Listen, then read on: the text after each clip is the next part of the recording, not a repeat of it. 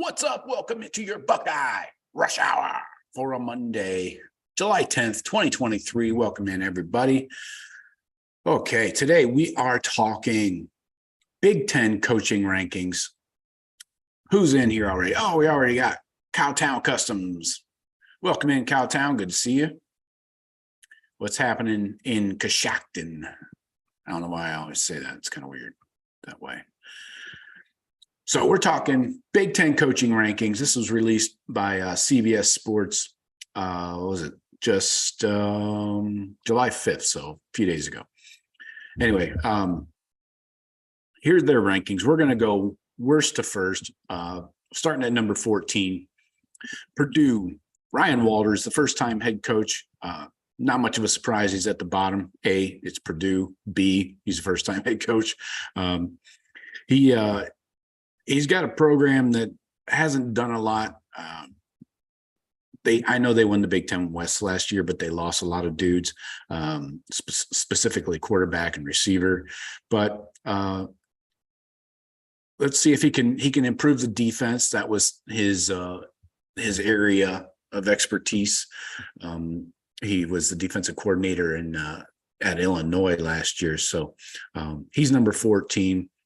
Not a lot to go on there. So, well, there's only one reason why Tom Allen is at 13, and that's because there's a new guy at 14. Tom Allen, this poor guy. When are they going to put him out of his misery? All right, they went 8-5 in 2019, 5-4 in the conference though. They haven't come close to that since. They went 24-21 in Tom Allen's first 4 seasons. Now they're 6-18 in the last 2 years, 2-16 in the Big Ten in the last 2 years. So they finished 12th in the conference last year. So, buddy, you better be dusting off that resume and maybe packing some bags. I don't know where you're going to go, but just be ready for the call. This one is surprising me. Number 12. Rutgers, Greg Schiano. So he took over during 2020 in the COVID season. You know, things were shortened. They went 3-6. They got into that bowl game at the last minute. I remember they got the invite like a week in advance or something. It was really weird. But anyways, they've improved their win total to 5 in 2021, but then they went 2-7 in the Big Ten after that. So last year they only won 4 games, and their conference record dropped to 1-8. So not a surprise that Schiano's down here at number 12. It's just because you had to put somebody after Tom Allen and the new guy Ryan Walters. They had to be at the bottom. So Schiano has got to get things turned around again, if you can say that. Rutgers has to turn it around again. But number 11 is Maryland with Mike Locksley. This is kind of surprising to me, too, because I thought he was doing pretty well. So obviously being in the East is not enjoyable for any coach. But they've improved every year slightly. Nobody really notices because of, it's Maryland and they're playing Ohio State, Michigan, and Penn State every year. Michigan State too, for that matter. So their win total in conference play has improved. They haven't had a winning record in conference play under Locksley.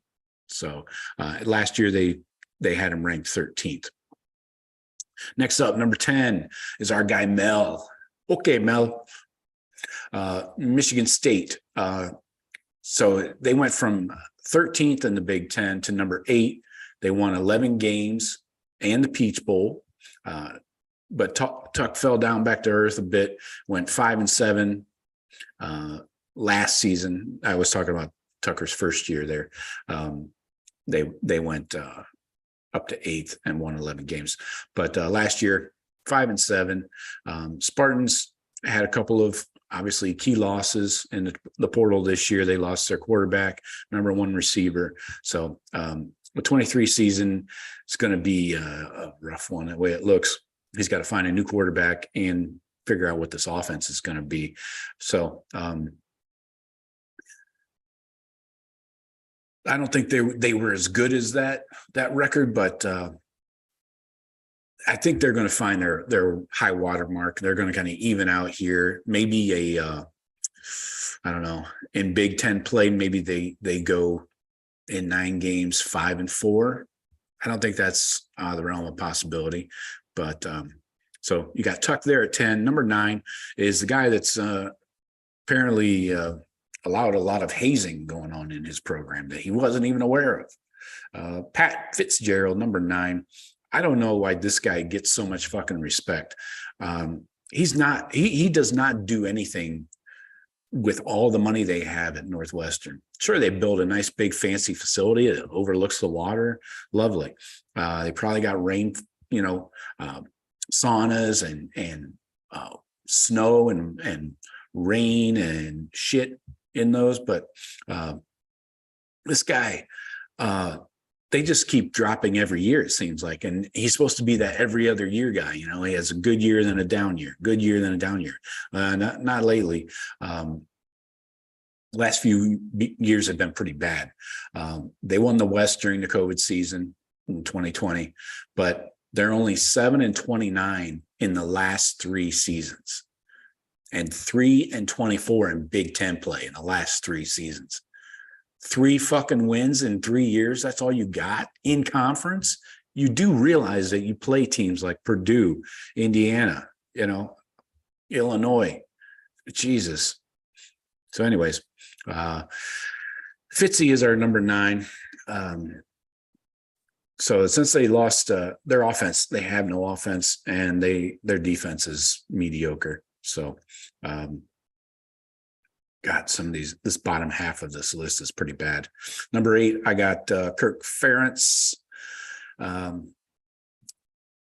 We know that the issues with that offense. We've talked about it a million times, and he's put in that clause in his son's contract. Now he has to score 25 points a game on average to not get fired, apparently. So, but they went 8-5 last year with a terrible offense. 8 wins is pretty good with that offense, in my opinion. But the defense was scoring a lot of those points, right? Supposedly they're changing their offensive approach. We'll see. They got the quarterback transfer, Cade McNamara from Michigan. They got Caleb Brown from the transfer from Ohio State. So, they attacked the portal, which is shocking. I didn't think Kirk Ferentz even knew what that was. I didn't think they would touch that thing with a 10-meter cattle prod. But it'll be interesting to see if they rebound. And I don't know, 8-5 seems like their ceiling to me anyways. Number 7, Matt Rule at Nebraska, the new guy. Interesting how the new guy at Purdue is at 14. The new guy at Nebraska, though, 7. I guess it's because it's Matt Rule. Anyway, he returns to college after a lovely stint in the NFL. So he gets the duty of resurrecting Nebraska also. He's done it at Temple and at Baylor, so he can do it if you got the resources and you give him the buy-in that a university should. So be interesting to see what happens there. Playing in the West his first year while there still are divisions is probably very helpful for him. So we'll see. I don't have any prediction on their record or anything right now. But next up, our guy PJ Fleck, number 6 at Minnesota, rowing that goddamn boat up and down the river. We know it. You might say they're an underrated program. I don't know. They haven't won their division. They're 29-10 overall and 18-9 over the last 3 years. So 3 full seasons, I should say. So 18-9 in the Big Ten. That's pretty good, man. So moving up a spot from last year, PJ. I could see that. He's been there quite a while, and he's got things going, and he's selling the program, getting some momentum there. Next up, our guy Bert Bielema at Illinois. Oh boy, he was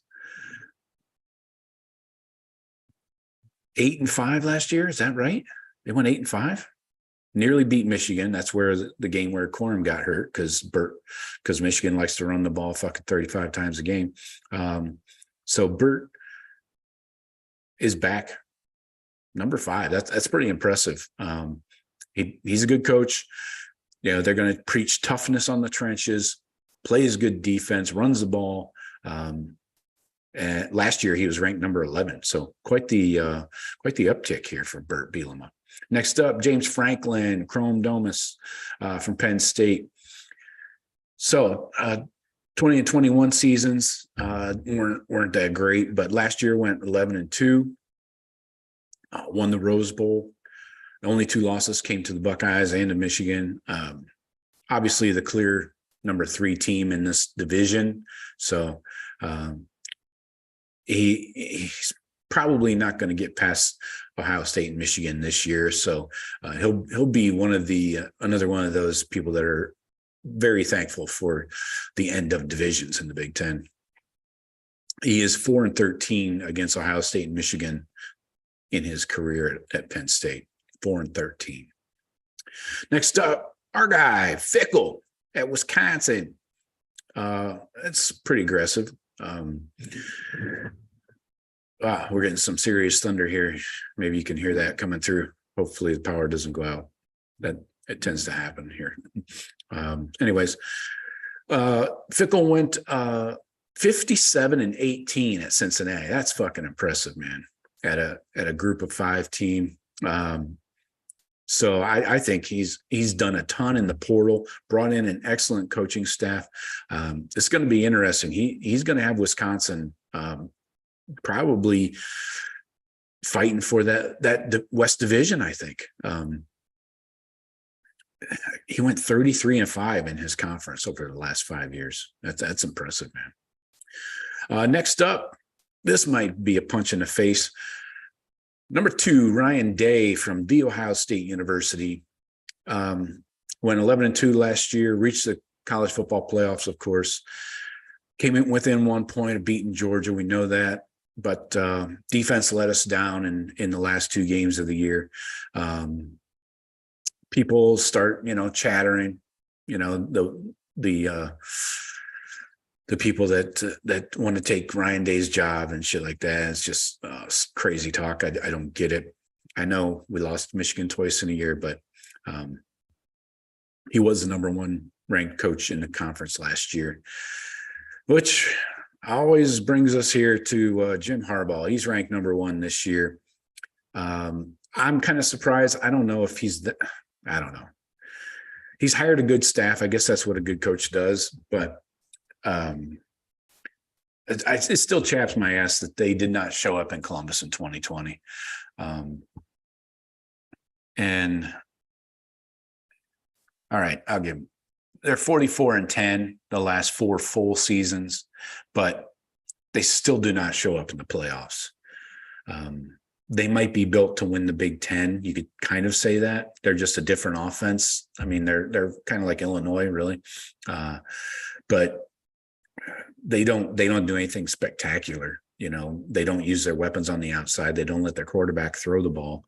So they're not going to put up a lot of points that you're going to need to in a college football playoff game. So Harbaugh's number 1. So reading it back to you, we got Harbaugh number 1, Ryan Day 2, Fickle 3, James Franklin 4, Burt Bielema 5, PJ Flick 6, Matt Rule 7, Kirk Ferentz 8, Patty Fitz 9, Mel 10, Loxley 11, Shiano 12, Tom Allen 13, and the new guy Ryan Walters 14. All right, what's happening in the chat? Oh, it's kind of quiet. Uh-oh, must be a Monday. What's up, Billy? Good to see you. Oh, Jeremiah Yoder, what's up? Good to talk to you. Gearing up for the Ohio State run in 2023, hopefully all the way to another national championship. Yep, got to happen this year. I agree. Billy says, I think Northwestern is a happy place to get high ranked, is a hard place to get high ranked recruits. It is, yeah, for sure. But it's a big city, man. It's freaking Chicago. bang, bang.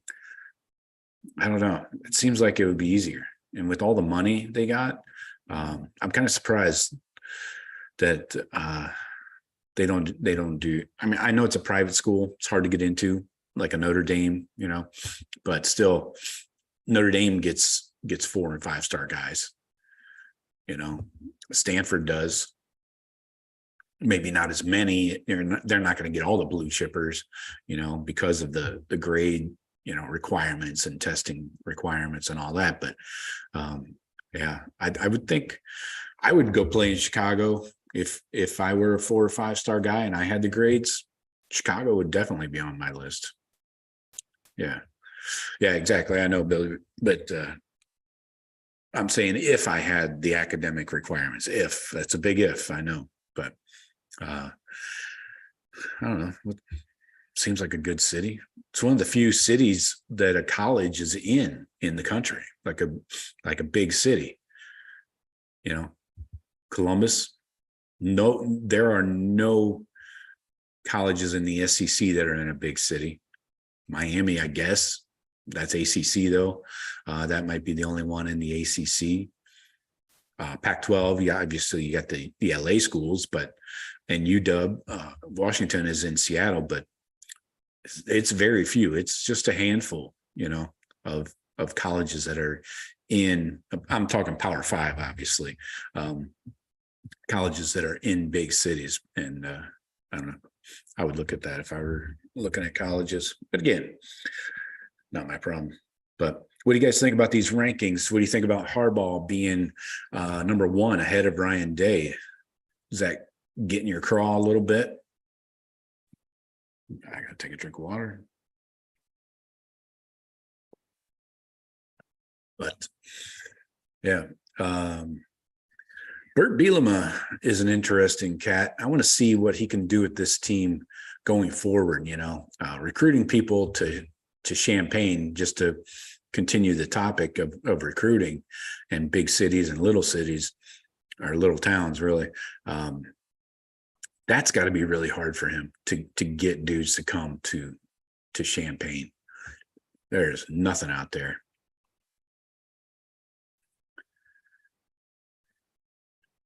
Yeah, Jeremiah, I agree. He says, yes, it is Monday. Thank you. However, anytime is a great time to talk Ohio State football. Looking forward to the opener when our Buckeyes light up the scoreboard at Indiana. Let's send them home early. I don't think that's going to be much of an issue. I expect an easy game, and lots of playing of drive on down the field. So yeah, I'm really curious to see what Luke can do at Wisconsin.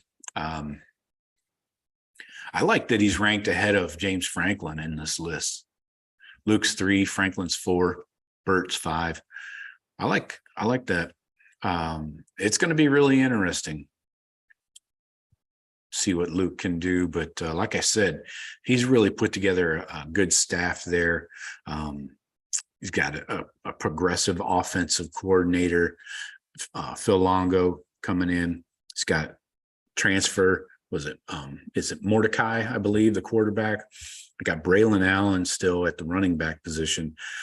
If they can get some weapons on the outside and Mordecai can distribute to them, that's going to make for a tough freaking game when we go to Madison. Jeremiah, bringing the heat. I love it. The Buckeyes absolutely need to stick it to Hairball and all that team up north on their field this year. Yeah, I agree. Yeah, they definitely need to. Let's do it. Let's freaking do it, man. What else is on your mind? How about PJ Fleck being number 6? It's really going to be interesting when they do away with divisions starting in 24, and we get more of these crossover games against these garbage teams. Indiana, Purdue, we get to play Northwestern, Iowa more often, maybe Nebraska, Minnesota, Illinois, but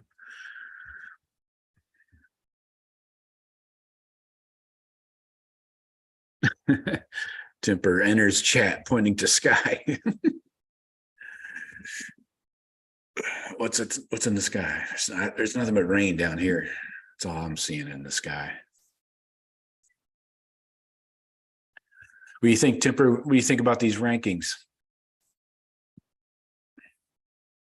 I'll go back through them real quick for you. Harbaugh first. These are Big Ten coaching rankings for 2023. Harbaugh's number 1, Ryan Day 2, Fickle 3, Franklin 4, Burt Bielema 5, PJ Fleck 6, Matt Rule 7, Kirk Ferentz 8, Patty Fitz 9, Mel Tucker 10, Mike Loxley 11, Greg Schiano 12, Tom Allen 13, and Ryan Walters 14. What do you guys think? Anybody, would you change that order at all? Or would you like to talk about something completely different? See, we seem to not get a lot of traffic on Mondays. What's up, Travis? IO. Travis is in the chat saying OH. Love it.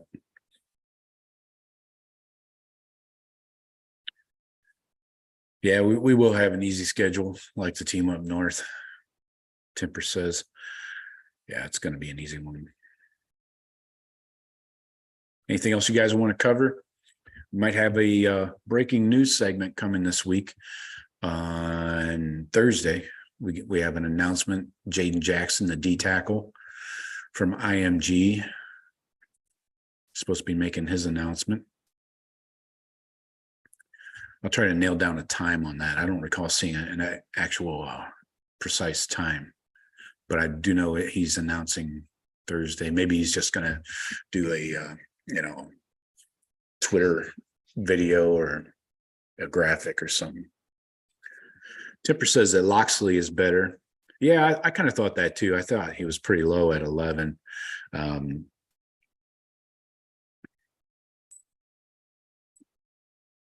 Yeah, he's definitely dying to get to 2024 when there's no more divisions.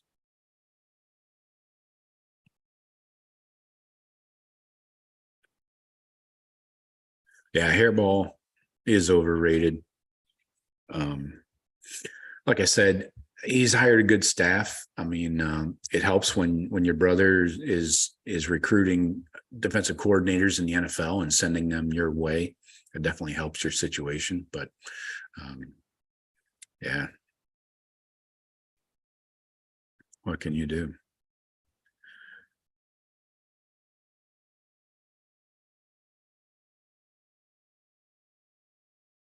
Cowtown Customs says Hairball has won the last 2 times, so he gets the prize. Okay. All right. I hear you.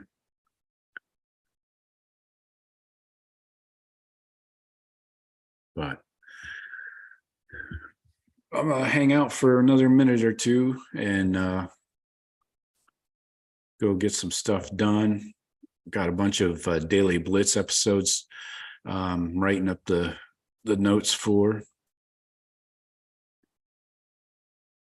Hairball says, like George Allen will never win a championship. I tend to agree with you there, Temper. I think he will never win a national championship. Yeah, Billy says it'll be a long winter if we lose the game again. Yeah, exactly. It will be. Long, cold winter. But all you can do is hope that we make it into the playoffs again. We kind of backdoored our fucking way into that one. But anyway. Oh, we got a question here from Travis. Joe, how likely is it that Cam Rising plays against Florida on September 2nd? He tore his ACL in the Rose Bowl. Ooh, that's an excellent question. That's a good question. I think he's going to be ready for week 1, from what I'm hearing. Let me do some quick research and see what's up. He is a gamer, though. I love that guy. He's tough. We knocked him out of the game in the Rose Bowl, but Cam Rising, it looks like he's going to be ready to go week 1 from all I'm seeing. I think he's going to be ready to go.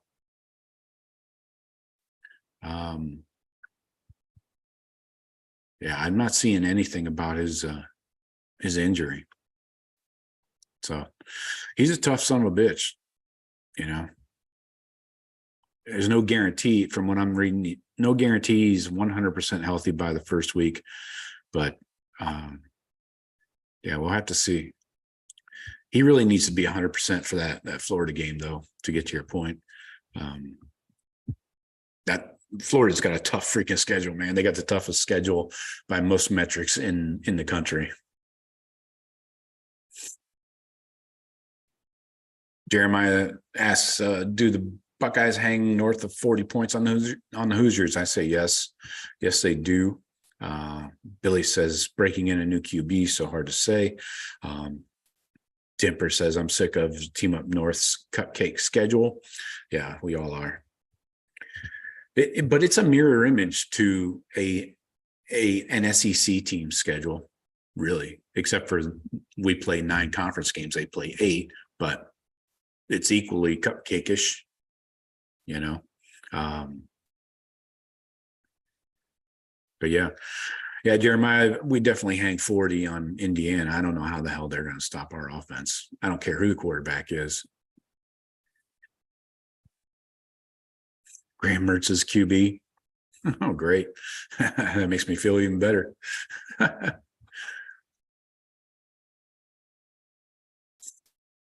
Good stuff.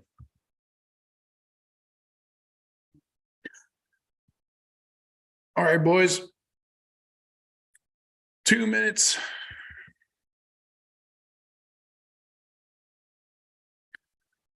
We got the Buckeye Blitz coming up this week. I've got the condition of the position. It's basically like giving you an overview of each position group. We're going to break up the tackles, the offensive tackles from the interior guys. So I'll do the tackles separately from the guards and centers, and just kind of give you an overview of what's happening there presently and in the future going forward.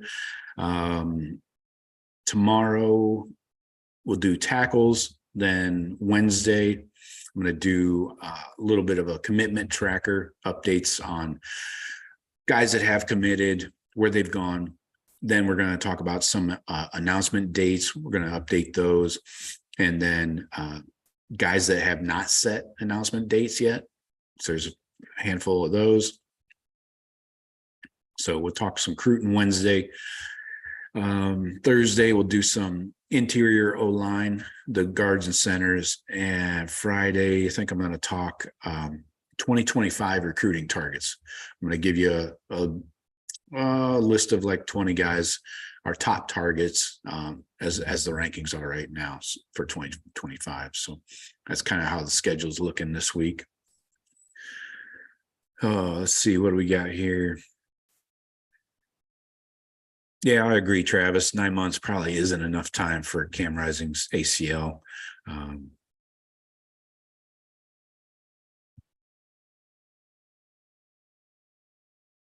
Billy says maybe Stewart will commit soon. Yeah, that's what I'm hoping. That's what I'm hoping. He'll be on the list that we're covering for sure. So that's how we're kind of laying out this week, but appreciate everybody joining me. It is great. We need a depth chart for September. Well, we can do that, Temper. I'll put that on the list. No, Travis, Dylan Stewart does not have a date set yet. He might just be one of those, surprise announcements. So, yeah, Temper, I will mark that down. We'll talk depth chart for everything. That's kind of part of these, what I'm calling the condition of the positions.